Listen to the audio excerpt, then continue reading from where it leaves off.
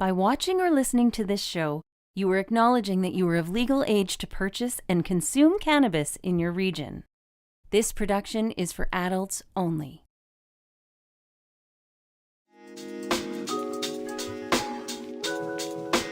Have you seen the Slash? Made by users for users.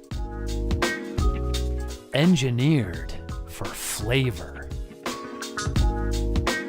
One of the coolest features around. A built-in loading tool. Learn more at www.stonesmiths.ca.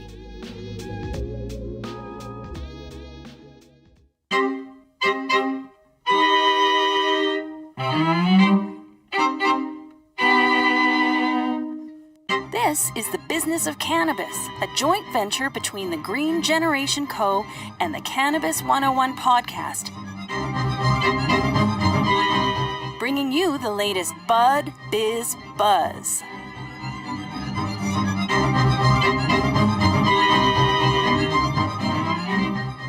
Diving into the business of cannabis with Malka Labell of the Green Generation Co. Find out how Malka can help you at www.greengencompany.com. As I bring in the wandering Malka, still on that beautiful BC trek. I'm so jealous that you're able to do this, and so great to chat with you on the road again. And we start with the lead topic, going back to where it all began. So tell us about the origins and the kind of the green roots of the Green Generation Company. Totally. Yes. Thanks, Dean. Yeah. So I'm on this road trip that has been going on for a while, a couple of weeks, staying along the way in places to visit people, mostly clients and former clients in some cases. And that's actually what this is all about. So the Green Generation Company actually started off about being a green power generation business opportunity. And it had more to do with clean power and sustainable green power. So like from solar and wind and really clean tech is where it initially started. And it started with a company called Portable Electric, which is based out of Vancouver. It was founded by a friend of mine, Mark Rabin, who an oil and gas refugee himself. He came up with a patented technology with him and his partners that essentially stores solar and wind power in a battery that looks like a generator. So you see there on your screen, those are the Portable Electric fleet. And they've been in business since 2016, I believe, maybe a little bit before then. And they focused their area on the movie business and like basically power that needs to be quiet and that doesn't replaces diesel and gas generators, like sort of in an indoor or enclosed space. So that was sort of their first foray into the market. And in visiting Mark and talking to him on my trip out to BC and following their growth, they have really just done some amazing things with the actual technology of making renewable energy storable, which is like sort of the big problem with renewable energy is that there's no really good way to store the energy other than from the sun and from the wind when it's generated. So I got a chance to talk with him again, and I wanted to bring up the fact that this is really what the Green Generation Company started as. And it really was an opportunity to take their business model and turn it into a power as a service or rental model back before that was a thing. And I was really supportive of that and essentially took that at a fork in the road. So in my own career path, I was had been, watching Mark grow as an entrepreneur and as a friend. He had been an oil and gas engineer himself. So I also call him an oil and gas refugee because he sort of moved over into the sustainability world before everyone else did. And his huge hustle and his huge entrepreneurial spirit. And I had invited him to the company I was working at in the oil and gas world because they were largely in sort of a cutting edge in the data and the tech space in oil and gas. And his solution, his software, his technology I thought was a good compliment. And I remember him wheeling his initial prototype, up the elevator, off the elevator, into our boardroom in 2014, before they really started manufacturing. And I was sort of harkening, we were just recalling that time. And this is something, it was a pivotal piece in my world because I took that business idea, that essentially the rental service, power as a service rental market, and took that business concept, business model into my MBA, and literally ran it through Dragon's Den MBA class in our entrepreneurship and innovation. And essentially the business model was not well received. It was not clear how the investors would make their money back. And that's essentially why I pivoted into the green generation being into cannabis, because I was getting all this mail from the industry about thinking green generation had to be with cannabis, and the power generation model was not quite the right fit either. So that was my fork in the road, is that I chose not to pursue working with his company and instead worked on what is now the Green Generation Company as a consulting sort of arm. But that's where it started. And watching them grow, they're now producing these 20K kilowatt hour electric generators that are all weatherproof. And it's like a Tesla battery, but it just doesn't have a car around it. So it can power and charge pretty much like everything from a car for 300 kilometers to an entire house facility. What they really found their stride is with COVID is these pop-up, medical centers or pop-up testing centers and all these things where you need power, but maybe don't have an outlet nearby. So you just roll up one of these little guys and plug in, and there you go. There's your power. And it recharges with these solar panels out in the sun, or a fast charge. Just plugging into a regular outlet inside on a grid or in a power source. And it's just, they've just working on their technology of going lighter weight batteries, so they're easier to move around, as well as faster charging, and just making them more versatile. And I've just been entirely enamored with how they've grown since I've started to know about them. And I just want to respect the place where it all came from. Mark was my connection. He's based in Vancouver, and I've got to visit his factory a couple times.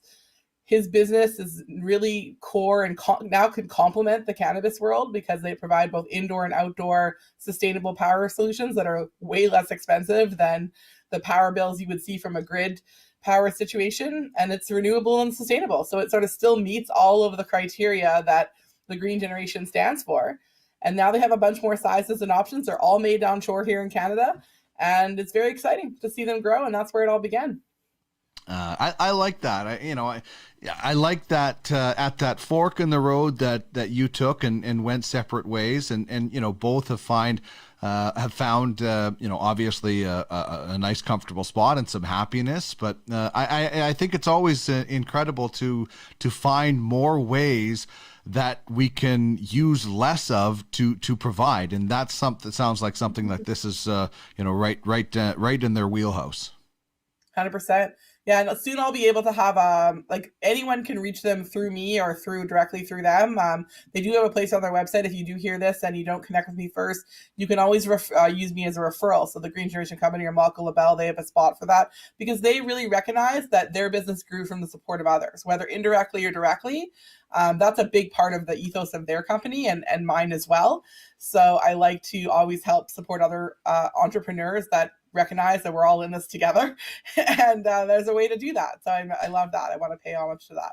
Yeah, and I think you raised a really good point about especially during COVID, where sometimes we need these emergency pop-up medical situations. This is perfect for that, depending on the size that you need, and for those looking in the cannabis space to leave less of a footprint. This is also perfect for that. So, it's kind of a blend of both worlds. So I really like that. All right, let's get on to Changemakers now. And I'm pretty excited about this one. So who and why are you going with this person in Changemakers? So my Changemaker this week is Sandy Rogen. That's the mother of the famous Seth Rogen. Now, I'm not sure how many times I've mentioned on your show, but I know I've been talking about this for a long time. So Sandy and my mom are really good friends. So there's a little picture there. My mom is on the right and Seth's mom is in the middle, and that was taken in the summer of 2017. Seth and I were both born in Vancouver in the early 80s, Jewish moms. They've been friends ever since. My mom moved back to Vancouver a few years ago, and like literally into Sandy's neighborhood, and they go on like walks together and have dinner together on a regular basis, even in COVID. And I think that they're the closest proximity to each other, so they don't have to drive to get to each other, which is great for both of them. They do a lot of walking and talking, because that's what mothers do.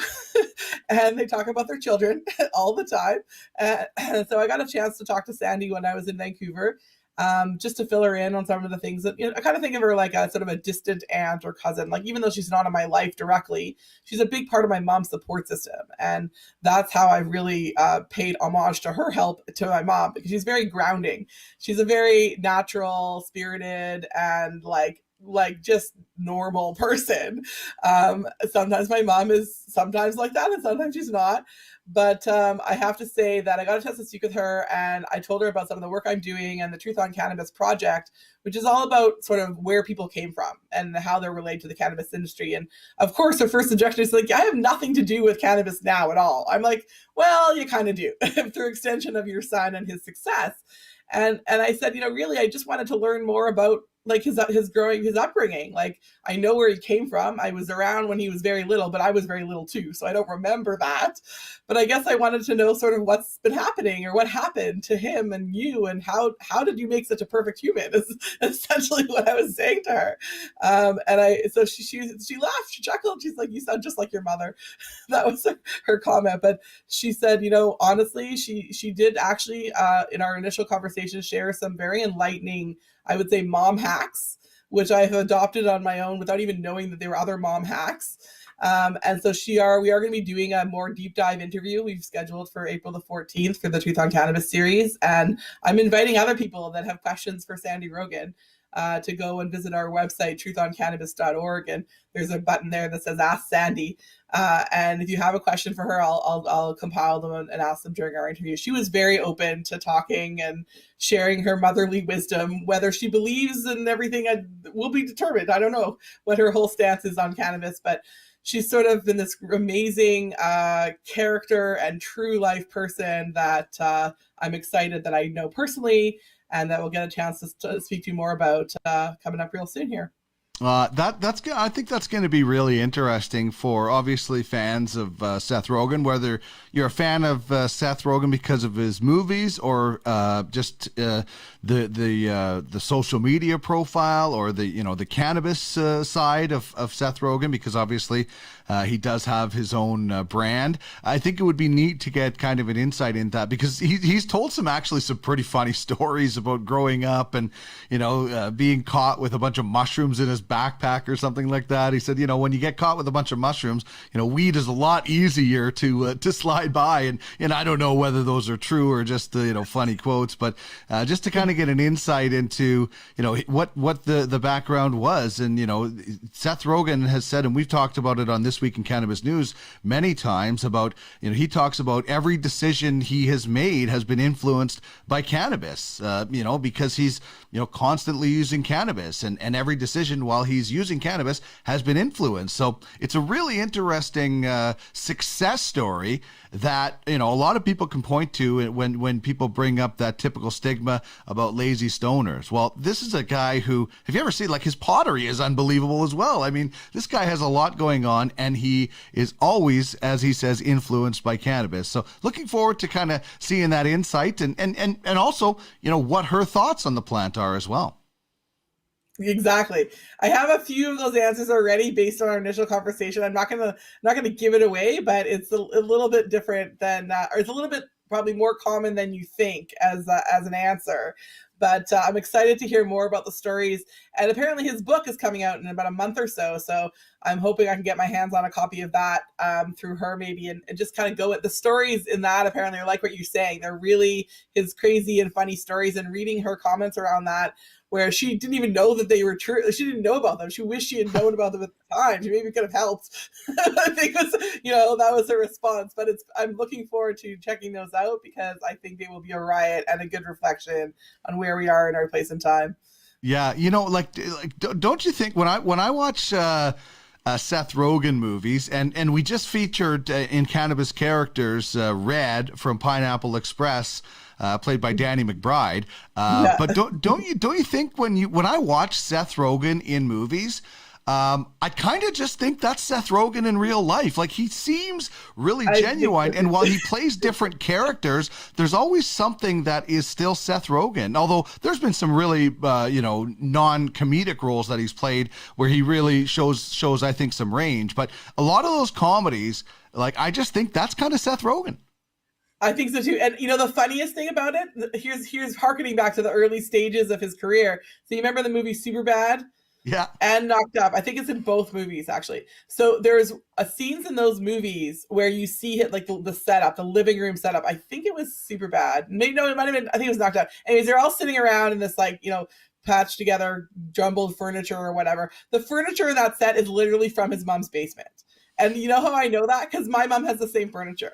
So I'm like, I recognize that. Like, that's a rattan sofa from, Yeah. So that's what I mean, is that the character and the environment are almost on point not because I recognize them from the movie, because I recognize them from my own 80s growing up in Vancouver with the same people. So that's what I mean, is there's a few pieces to that and references in those movies, early days, that were references to situations in my own childhood, going to summer camp and going to the places that those people were. So like Evan Goldberg, for example, his partner, we went to camp together in Kelowna, actually, on Lake Kalamalka as children the same year. So I was there at the same time. We're the same age. So it's we're removed now, but not by much. And I think that that's really the cool part about it, is that we're coming back full circle, and why not, right? Like, we're all in this together. Early Freaks and Geeks with Seth Rogen is quite interesting to watch as well, before he became, the movie star Seth Rogen. All right, let's go with what it means to be green. Last time you were talking about things are greener on the other side in BC. Today, we're talking about whatever is brown can also be green. What are you going with here? Yeah, I'm like on the full-on spring analogies here. Yeah, so this picture that I took. I don't know if you're able to see that, but I took a picture when I was here the other day. I took it 2 days ago. It was a picture of a tree that was brown. There you go. And then the tree on the right, the green one, is the same tree from the same spot, like the exact same tree. It's a walkway here in Kelowna, in West Kelowna, called Galatly Bay. It's a beautiful, beautiful part of the waterfront, right off of Boucherie Road. And Boucherie Road is a very long road of lots of wineries. It's wine country in Kelowna. There's like 30 wineries on this one road, and this is the bay at the end of this road. What I'm saying here is that whatever is brown, like this tree on the left, is going to turn green, because it's going to be spring. And we just assume and adapt that that's the truth. We know that that's going to be true. There's no question that brown tree is going to be a green tree. And, for 38 summers, I went to this location. I've been in this part of the world for 38 summers, but I've never been here in winter before. Now, I know April's not winter, but it's kind of still chilly. It's not green, right? That's the whole point. And my comment around this is that we know that everything is brown, that all trees and grass, they were brown in winter, and then when the snow is gone, and then they become green. And we really recognize the beauty in the green part because we see it's beautiful. It's got its peacock feathers out. It's the most beautiful. It's got all dressed up. It's ready for the show with the leaves on it. But what I'm drawing this comparison here because in this exact same part of the world, in Canada, is where we really see where the brown is the common. It's the brown is the grounding. The brown is the constant. And it's what this is my analogy to this is around the legacy cannabis industry.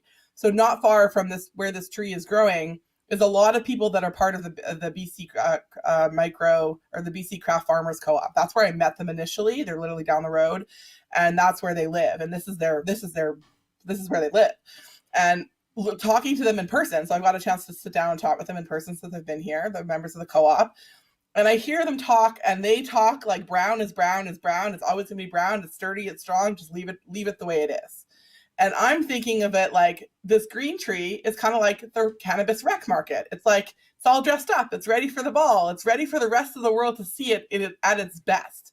From the same place, the same tree, but it's not the boring, mundane part. It's the beautiful part, but it's the same thing.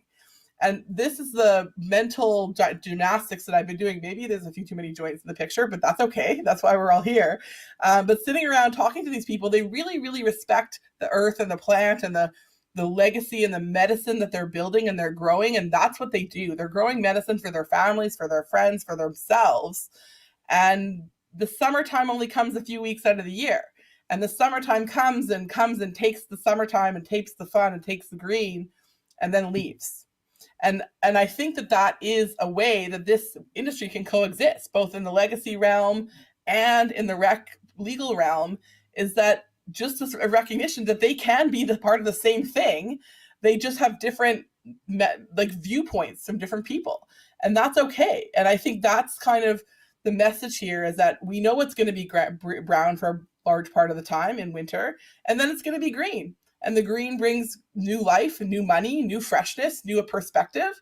But sometimes when you have this new perspective, all of a sudden that brown piece looks different or is better or is, optimized and not cut down because it's brown and old.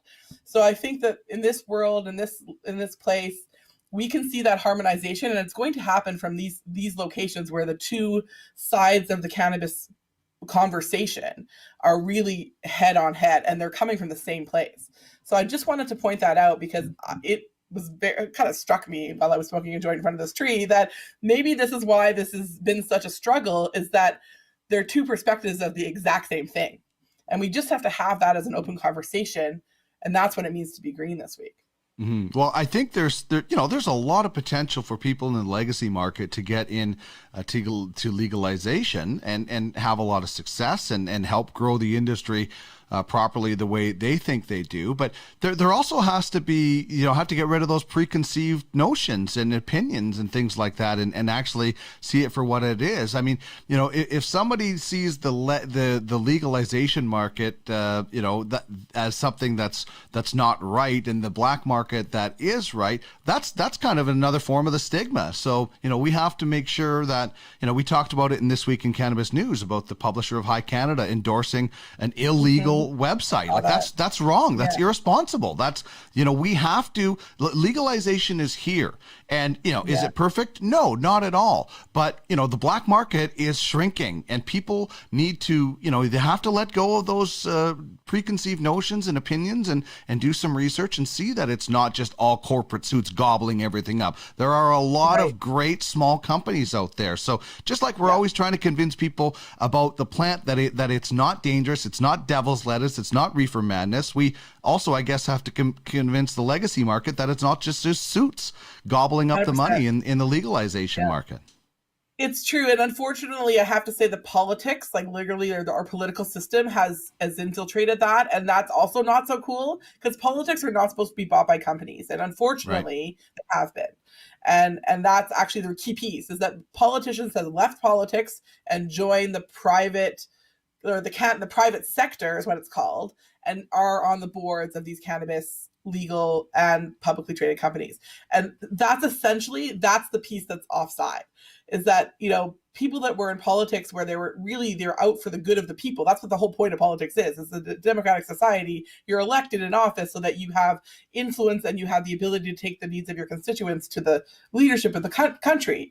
But then when you're done with politics, and then you go back, and then you sort of get, you find a role, which is not a bad thing, but I'm saying that's essentially it's the other side of that conversation, which is the part that hurts people that previously would have voted for those people. That's where the money and the politics interact, which is offside in lots of countries, including our own. You can't do that anymore from a influential perspective. Like companies cannot pay politicians to lobby in the way that they used to be able to do that. The laws have changed around that, but the mentality of it hasn't.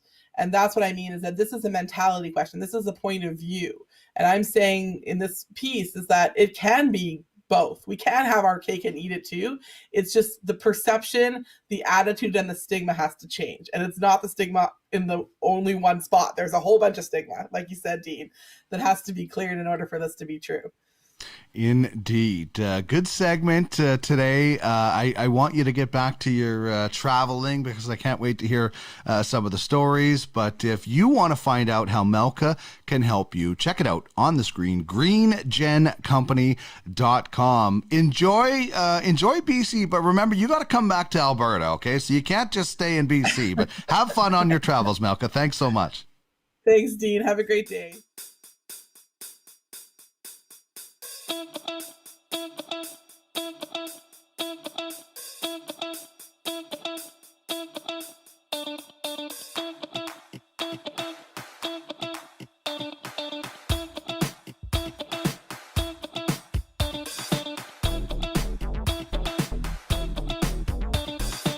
Check us out and follow us on social media at The Cannabis 101 on Twitter, at The Cannabis 101 Podcast on Instagram, and at The Canna 101 Podcast on Facebook. You can email us at cannabis101podcast@gmail.com.